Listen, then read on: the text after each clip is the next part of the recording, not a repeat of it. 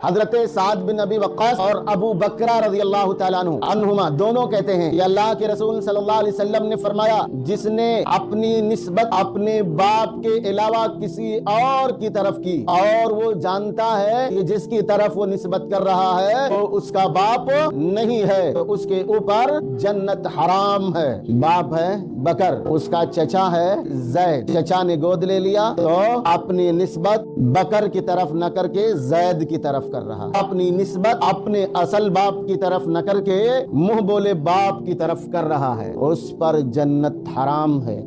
بہن کے بیٹے کو گود لے لیا، ماموں ہے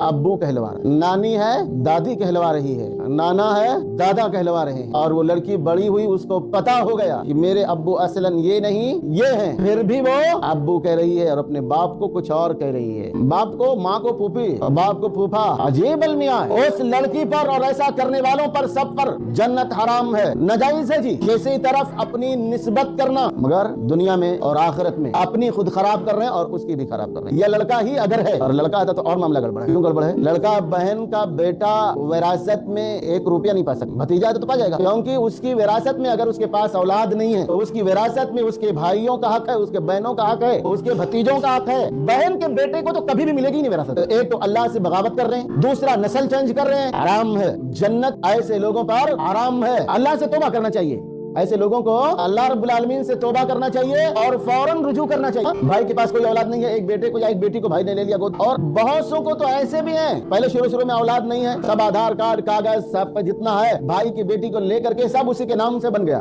بعد میں اس کی خود اولاد ہوئی تو لات مار کے بھگا دیا۔ آپ پریشان ہو پھر سے چینج کرواؤ، کیا ضرورت ہے ایسے کرنے کی؟ بھائی تمہیں پالنے کا شوق ہے اسی کے نام پر رہنے دو، کہ چاہے لڑکی ہو لڑکا تم اس کو لکھاؤ گے پڑھاؤ گے، ٹھیک ہے، اس کو لڑکا ہے تو اس کا کاروبار چلا دو گے، لڑکی ہے تو اس کی شادی بیاہ کر دو گے۔ شریعت نے ان تمام چیزوں سے نہیں روکا ہے، شریعت نے 2 چیزوں سے روکا، 2 چیزیں حرام ہے، نہیں کر سکتے۔ ایک تو اپنا نام نہیں دے سکتے، اس کی نسبت اپنی طرف نہیں کر سکتے، اور دوسرا تمہارے مرنے کے بعد جو تمہارا ترکہ بچتا ہے، جو تمہاری مال و دولت بچتی ہے، وہ اس کو نہیں مل سکتی ہے، اتنا ہی ملے گی جتنا اس کا حق ہے، حق نہیں ہے تو کچھ نہیں ملے گا۔ ہاں اپنی زندگی میں جب تک زندہ ہو اس کو جو دینا چاہو دے سکتے، اس کو تمہاری مال و دولت ہے، جو دینا چاہو دے سکتے ہو، جس طرح کاروبار اس کا کھڑا کرنا چاہتے ہو، جو بھی تحفے تحائف اس کو دینا چاہتے ہو دے سکتے ہو، اپنی زندگی میں۔ اسلام اس سے نہیں روکتا ہے، 2 چیزیں نہیں کر سکتے۔